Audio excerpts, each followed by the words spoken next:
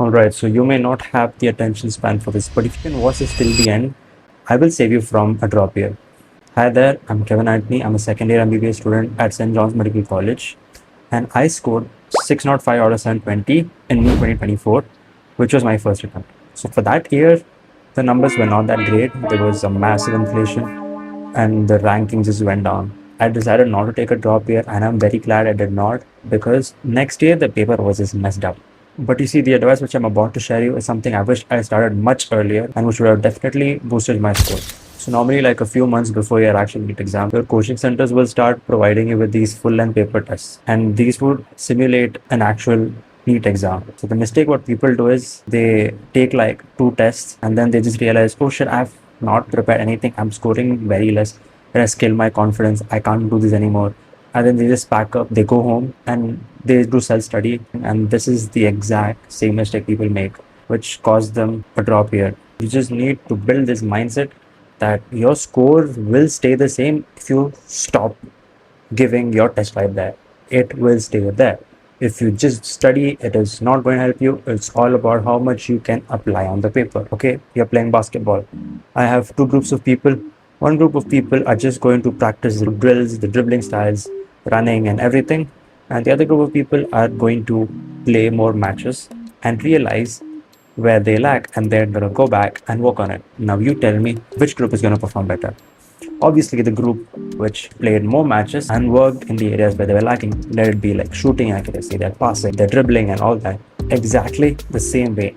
Anything you do in life, you should be putting yourself in that simulation till your actual moment where you will be in that situation. Just learning theory is not going to help you. That's why in MBBS we also have clinical postings.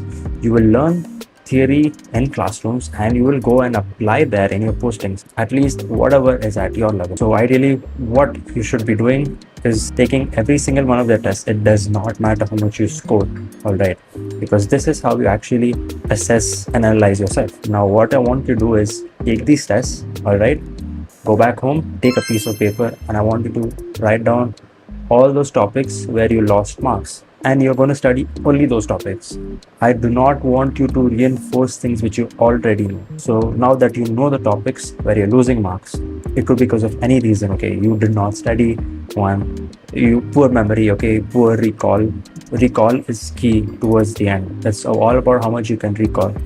And thirdly, probably your speed at solving it, because maybe you're stuck somewhere, you forgot something. So whatever it is, you focus only on those topics, and gradually as the tests go by, you will also realize that certain topics are important and repetitive, and you will also come across a similar type of questions. Again, this is the most effective and ideal way of studying. So over time, you're going to see your scores drastically improving if you're doing it right. My average score was 300 to 400 in the start of these full-length papers, and it was stuck around that range. But as I started doing analysis, I realized like, holy, I should have done this before. Why did I not do this any earlier? If I would have taken more tests, I'm telling you, definitely my score would have been higher, right? But now I'm giving you this advice, and if you're watching this early enough, good for you, man. Just all you need to do is just follow my advice, okay?